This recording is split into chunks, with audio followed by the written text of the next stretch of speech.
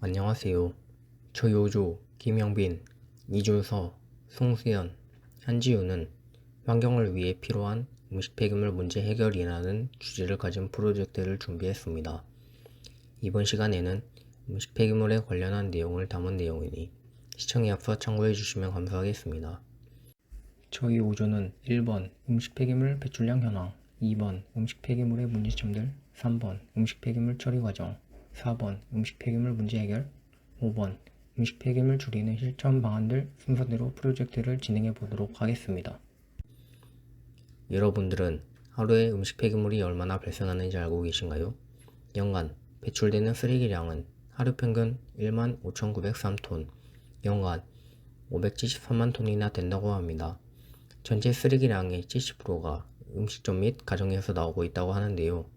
시간이 지나면 지날수록 음식 폐기물의 양은 나날이 증가하고 있다고 하며 주요 증가 원인으로는 인구 및 세대수 증가와 소득 증가에 따른 외식 증가 등의 식생활 패턴의 변화, 음식점에서 반찬 과다 제공 등의 푸짐한 상차림을 좋아하는 국민의식 등이 있다고 합니다. 음식물 폐기물 문제 및 문제 해결입니다. 매년 전 세계적으로 약 13억 톤의 식량이 낭비되고 있고, 이는 인간이 소비하기 위해 생산되는 모든 음식의 3분의 1 수준입니다. 이렇게 버려지는 음식의 값어치는 2조 6천억 달러, 약 2,880조 원에 이르고, 이는 지구상에서 굶주리는 815만 명의 사람들에게 1년치 식량을 4번씩 주고도 남는 양입니다. 이렇게 버려지는 음식물의 대부분은 전혀 상하지 않았으며 즉각 섭취가 가능한 경우가 많다고 합니다. 또한 우리가 음식물을 버릴 때 낭비되는 것은 식량만이 아닙니다. 농장에서 식탁으로 먹을 거리를 가져오는데 필요한 모든 자원을 고려한다면 우리가 먹는 사과를 하나를 버릴 때 낭비되는 것은 그 과일을 키우는데 필요했던 물, 토지, 연료도 포함하고 있습니다. 그리고 지구에서 가장 귀중한 자원 중 하나인 담소의 70%는 농업용으로 쓰이는데 사과 하나를 생산하는데 평균 125리터의 물이 필요하다고 합니다. 단 1kg의 소고기를 생산하는 데는 무려 15,400리터가 필요하다고 합니다. 전 세계의 농업용으로 쓰이는 토지의 28%는 손실되거나 낭비되는 식량을 생산하는 데 사용됩니다. 이로 인해 토지가 불필요하게 황폐화될 뿐만 아니라 농업 목적으로 토지를 개간하면서 야생 동물 서식지를 파괴하고 온실가스를 흡수하며 산소를 공급하는 나무를 없애버립니다. 음식물 쓰레기로 인해 매년 33억 톤의 이산화탄소가 발생합니다.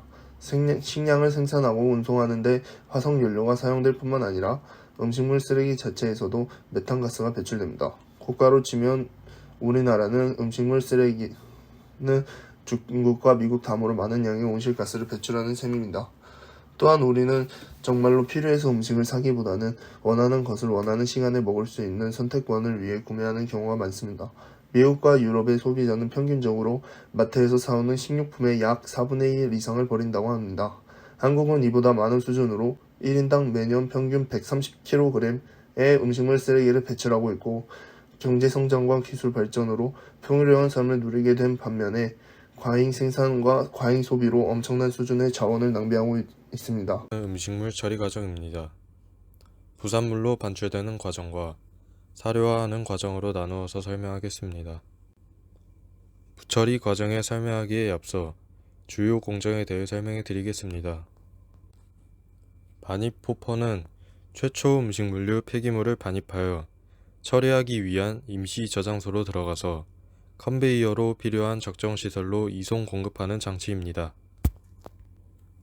다음으로 선별 및 파쇄 시설로 일반 및 자력 선별기를 통하여 비닐 및 쇠붙이 등 이물질을 분류하여 제거하고, 이물질을 제거한 음식물 찌꺼기를 발효에 적당하도록 분쇄하는 시설입니다. 세 번째로는 탈수 시설입니다. 탈수 시설은 분쇄한 음식물 찌꺼기를 발효에 적당하도록 수분을 제거하는 시설입니다. 이때 탈수시키고 나온 폐수는 가용화조로 들어가 메탄가스로 재활용되거나 폐수 1차 처리 후 하수처리장으로 이동하게 되고, 네 번째, 고속 퇴비 발효 시설로 퇴비 생산 발효를 위한 미생물 생성 과정으로 15일간 미생물 생장에 적당한 온도를 유지하여 미생물이 음식물 찌꺼기를 분해하여 퇴비화하기 위한 1차 발효 시설입니다. 다섯 번째, 후부숙 시설입니다. 고속 퇴비 발효 시설에서 이송된 1차 발효된 고형물을 완전 퇴비화하기 위하여 21일간 자연 상태에서 2차 발효하는 시설입니다. 여섯 번째, 퇴비 반출 시 최종 생산 퇴비의 이물질을 선별하고 이물질 및 퇴비를 반출하는 시설입니다. 마지막으로 음폐수 처리 시설입니다. 음식물류 폐기물 탈리액을 혐기성 분해하여 바이오 가스를 생성하고 수질 농도를 저감시켜 공공하수 처리 시설로 연계하는 시설입니다. 처리 순서는 음식물이 들어오게 되면 음식물 호퍼를 투입하고 그 다음 파쇄 및 선별을 하게 됩니다. 이때 나온 이물질도 배기물 반출하게 됩니다. 그 다음 음식물을 탈수시키고 이후에 고속 발효조에서 1차 발효를 한 후에 후부숙 조에서 2차 발효를 하게 됩니다. 마지막으로는 부산물을 반출합니다. 다음으로 음식 폐기물을 사료화하는 과정입니다. 시설로 수거 운반된 음식물을 호퍼에 모두 쏟아낸 후 파쇄 선별기를 통해 음식물이 담겨있던 비닐봉지를 찢습니다. 이 과정에서 비닐이나 이쑤시개, 뼈 등의 이물질이 1차 걸러지며 음식물은 작게 파쇄됩니다. 스크류 프레스에서 압착되어 압력밥솥과 같은 진공 쿠거로 이동한 음식물을 찌며 살균 처리를 합니다. 디스크 건조기에서 4시간가량 100도 이상의 고온으로 건조한 후 바로 냉각 건조기에서 식히는데 이는 음식물에 섞인 비닐 같은 가연성 이물질에 불이 붙으면 큰 화재로 이어질 위험이 있기 때문입니다. 이후 자력 선별기로 금속 조각들을 골라내고 드럼 선별기로 마지막까지 남은 이물질을 걸러내면 고운 가루 입자의 단미사료가 만들어집니다. 이 시설에서 하루에 약 50톤의 단미사료가 만들어지는데 도매 업체에 판매되어 사료 생산 시설에 공급됩니다. 이에 대한 해결 방안으로는 국가적 차원과 개인적 차원이 있다고 생각합니다.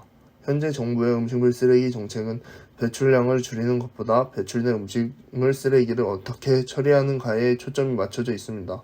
그런데 최근 음식물 쓰레기 처리 시설 용량이 부족해지고 있으며 아프리카 돼지열병 등 감염병의 우려로 앞으로 사료로 재활용하기도 어려워질 전망입니다. 그리고 음식물 쓰레기 재활용을 효과적으로 한다고 해서 환경에 가해지는 부정적 영향이나 재정적 부담은 사라지지 않습니다. 그래서 음식물 쓰레기를 줄이는 것만이 근본적인 대책인 것입니다.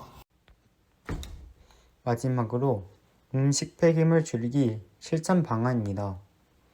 요즘 음식물 폐기물은 환경을 파괴할 뿐만 아니라 경제에서도 좋지 않은 영향을 미치고 있는데 해마다 버려지는 음식물 쓰레기가 늘어나고 있고 음식물 폐기물 처리 비용도 늘고 있어 음식물 폐기물은 여러 사소한 몇 가지 방법을 통해 최대한 줄일 수 있는데 여러 가지 방법을 소개하자면 시장을 볼 때 꼭 필요한 것만 미리 계획을 세워 구매하기, 반찬을 덜어 먹을 때 정확히 먹을 양의 반찬만 덜어 먹기, 식료품을 살 때 유통기한과 소비기한을 정확하게 알아보고 사용하기, 음식점을 남겨진 음식을 포장해 가지고 오는 것을 습관화하기.